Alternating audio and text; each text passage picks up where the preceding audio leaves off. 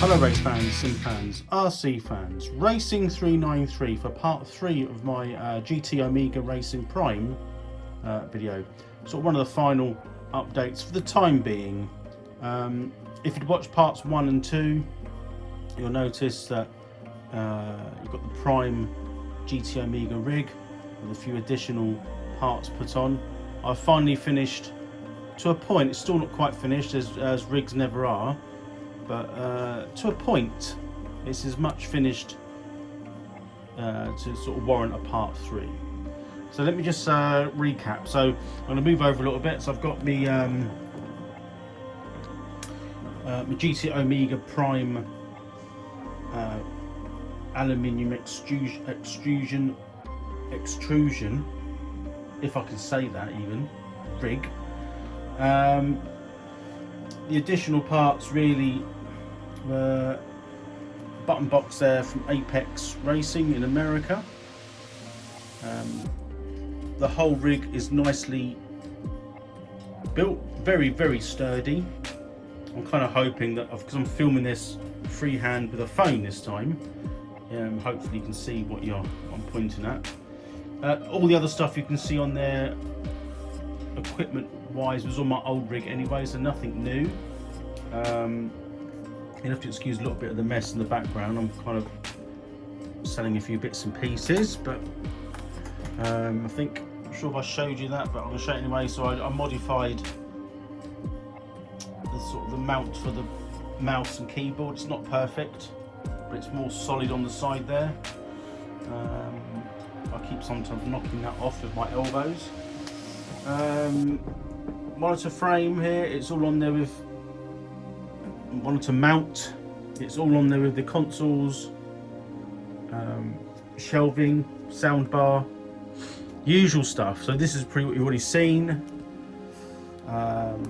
Consoles on the back there, Xbox One X and a PlayStation 4, PlayStation 5 on order.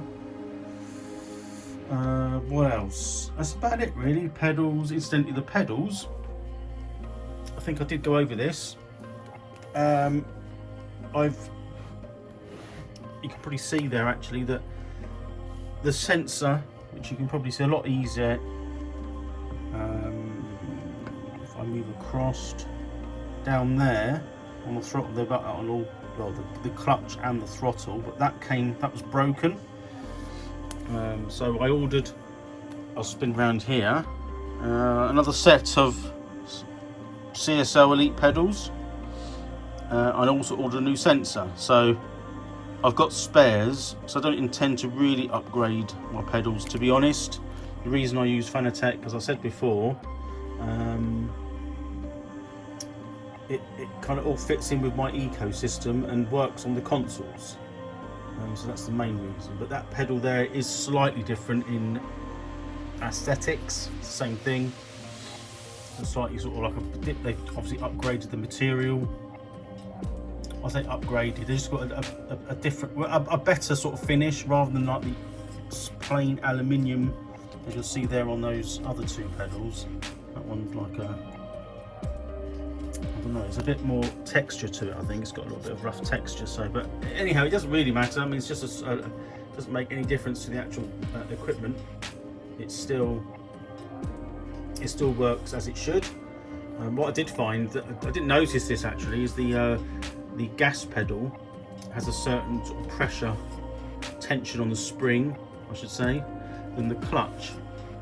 You can sort of see there's a slight gap. I have to do a lot more sort of heel and toe, so I'll put the brake pedal near the throttle pedal. But what I did was I swapped the throttle and the clutch over. I did repair it, but what I found is that the clutch pedal is a lot stiffer than the throttle pedal.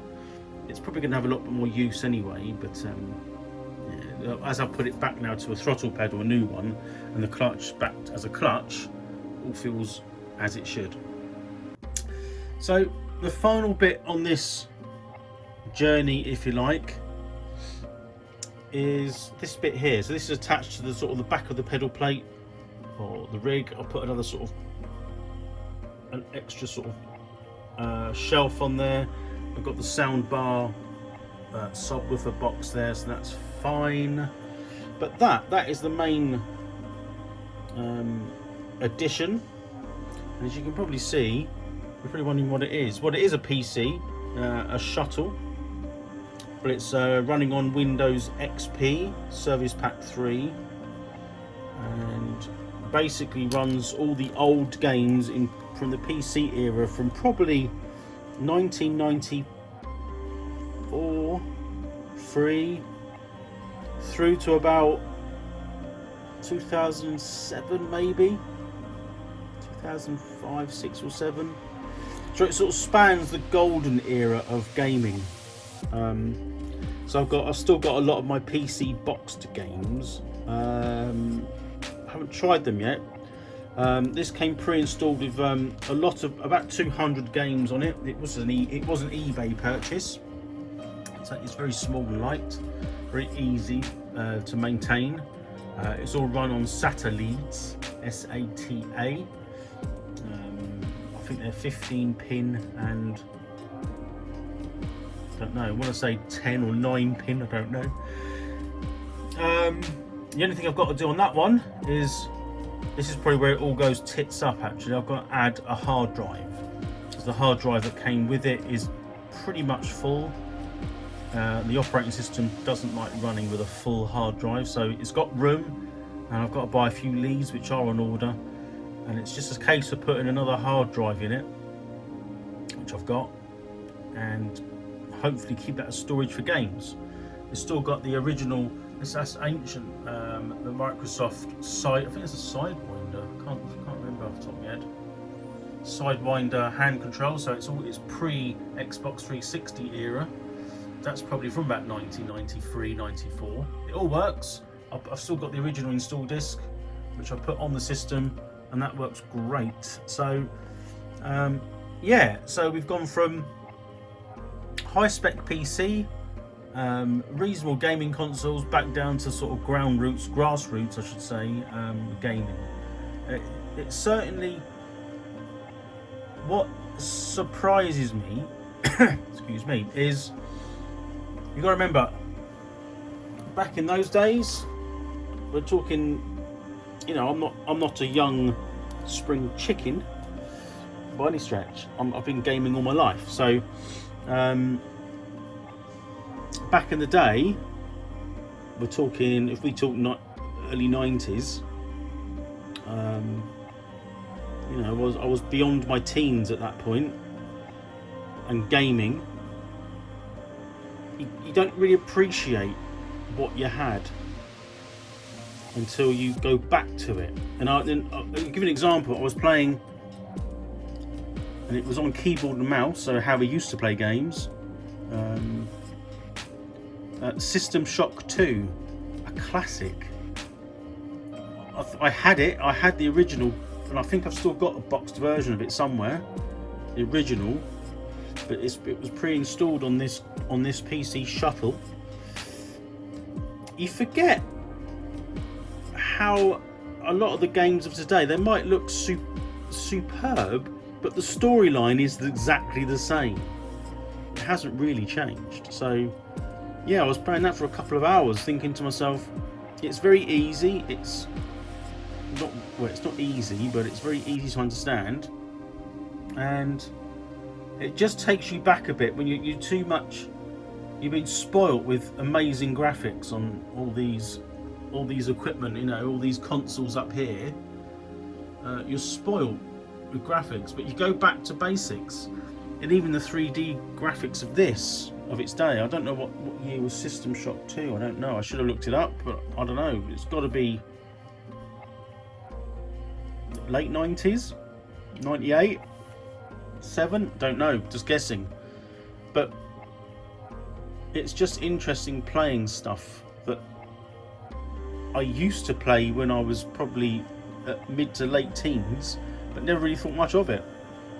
It was always looking for the next best thing. It's always going to improve, but you still can't beat a little bit of retro. So yeah, that's it. That's about where I'm at. Nice bit of cable management there. It looks, like I said last video, it looks horrendous, but you know, it is what it is. Everything's working, so it's all got its own independent sound application. So it's just a case of switching off the main PC, putting that on. That fits from a DVI, I think 15 pin conversion to HDMI, which just fits into the back there. I've got, if you look on there, if I can move it, you've got like there's three HDMI leads in there. So one's obviously the PC, 2 consoles and the shuttle. So yeah, all well and good. So I'm not sure how I'm going to do any footage on this. Don't think I'll be able to. There's obviously a way to do it, to capture. I don't know what that is. Anyway, that's kind of where we're at. I hope you enjoyed it. That's part 3. Keep subscribing. I think we're up to 94 now, 95 maybe subscribers, waiting for that magical 100. But other than that,